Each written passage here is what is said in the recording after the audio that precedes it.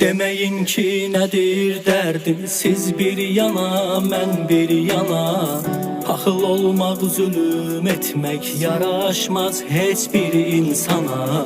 Nəyə lazım belə olmaq, yığıldım artıq mən cana. Kimə yandım, yaxın oldum, vəfasızlığı gördü gözüm. Bu səbəbdən neçə ildir yaralandım günümün üzüm. Özüm etdim olan oldu, günahkar olmuşam özüm. Sizə nə var ki sizdən şılası söz tez təpərsəz. Yerinə olmadan siz çətinməni anlayarsınız. Məni qınamayın, daha sınamayın, çox yoruldum.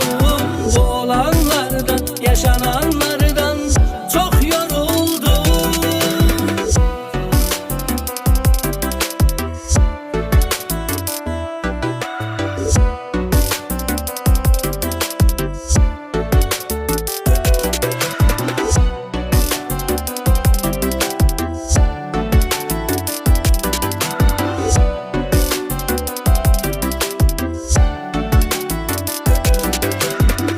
Hayatımda daha yer yok, ümitsizliklerle dolu. Ne yarım var ne de dostum, sessizdir her yer korkulu. Gedirəm mən səfərim var, tənhalıqdan seçdim yolu. Düşünürdüm dayağımdır yanımdakılar her zaman. Ama gördüm hederimiş, yalandır her bir şey yalan.